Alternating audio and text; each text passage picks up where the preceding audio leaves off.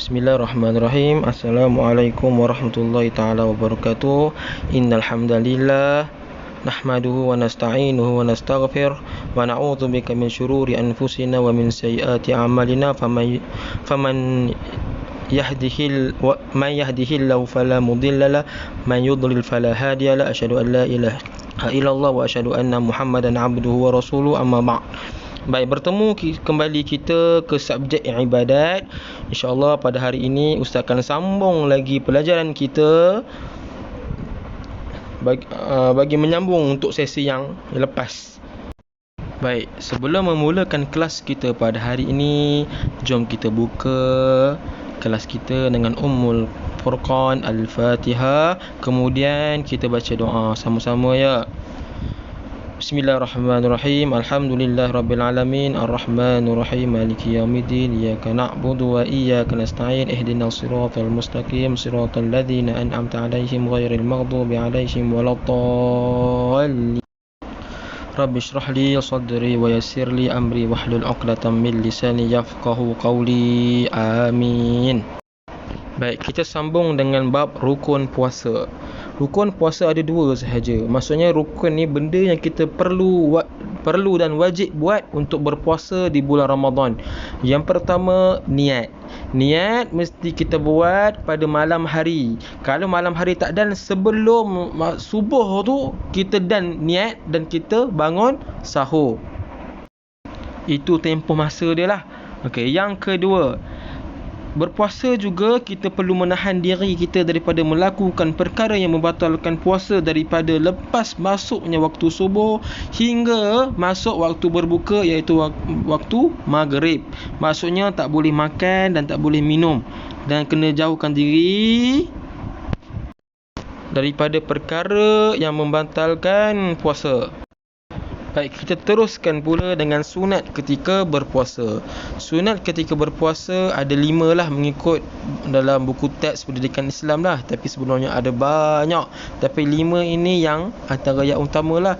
Yang pertama, bersahur. Bersahur itu mestilah sebelum subuh.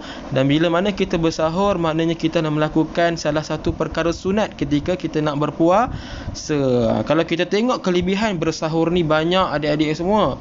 Antaranya memberi tenaga kepada kita untuk satu hari kita berpuasa. Yang keduanya, melewatkan sahur. Maksudnya melewatkan sahur tu mungkin 20 minit ke sebelum masuknya waktu subuh tu, kita barulah kita bersahur. Antaranya lah supaya kita mendapat pahala sunat tu. Okay, yang ketiga, kita menyegerakan berbuka. Lewatkan sahur dan kita cepat-cepat berbuka. Cepat-cepat berbuka tu pun merupakan salah satu perkara sunat. Apa lagi perkara sunatnya adik-adik? Yang keempat, memakan kurma ataupun rutab ketika berbuka. Kita nak buka dah azan maghrib, lepas tu kita buka dengan makan kurma, dengan makan rutab, merupakan salah satu sunnah Nabi Muhammad sallallahu alaihi wasallam. Kemudian katakanlah tak ada kurma dan tak ada rutab, sebenarnya kita boleh berbuka dengan benda yang manis dahulu. Sebab apa? Sebab kurma dengan rutab ni manis. Itu sebab disunatkan berbuka dengan kurma dan rutab.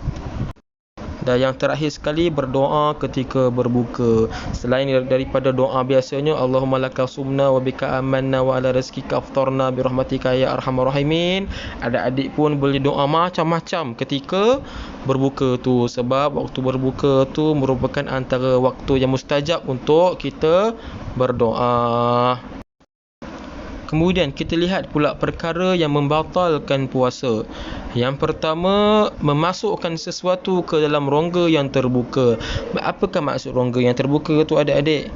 Maksudnya mata, hidung, mulut ataupun di kubul kita, di dubur kita tu. Memasukkan sesuatu. Maksudnya perkara ni perlu dijelaskan lagi. Sebenarnya jangan sampai kita masuk ataupun telan perkara tu. Jangan sampai dia masuk dalam rongga di dalam tubuh badan kita. Dia jangan sampai kita tertelan ke. Apa hukum kalau kita korek hidung masa puasa? Batal ke tak batal adik-adik? Sebab kita masukkan sesuatu ni dalam rongga yang terbuka.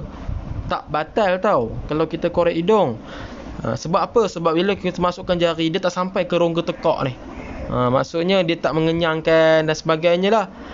Termasuklah kita pakai ubat mata tu. Tak batal puasa je. Yang keduanya murtad. Murtad ni bermaksud kita keluar Islam. Tengah-tengah puasa tu tiba-tiba keluar, orang tu keluar daripada Islam, maka puasa dia tu terbatal lah. Sebab apa? Sebab dia bukan Islam dah. Kemudian muntah dengan sengaja. Kita duduk juluk-juluk mulut ni pun muntah. Muntah dengan secara sengaja ya pun boleh membatalkan puasa. Yang keempat, berhadas besar, maksudnya mengeluarkan air mani secara sengaja, ataupun bagi perempuan haid, nifas ataupun wiladah. Semua tu kalau keluar maka membatalkan puasa kita. Maka kita lihat pula yang kelima, makan dan minum dengan sengaja. Makan tu tiba-tiba tengah puasa kita curi-curi makan daripada ayah ataupun ibu kita, maka perkara itu membuatkan kita punya puasa terbatal. Yang pertama sebab apa? Sebab kita makan dan minum tu secara sengaja. Kalau terlupa tak apa, tapi bukan dengan kadar yang banyak lah. Yang keduanya, sebab memasukkan sesuatu lah dalam rongga tekak kita ni, menyebabkan batalnya puasa kita. Kemudian yang terakhir sekali, gila ataupun pengsan sepanjang hari ataupun mabuk. Kalau kita pengsan sepanjang hari, duduk main bola ni, tengah pagi-pagi tu duduk main bola ni, tiba-tiba pengsan pula sampailah waktu berbuka, itu juga menyebabkan apa? Menyebabkan puasa kita terbatal.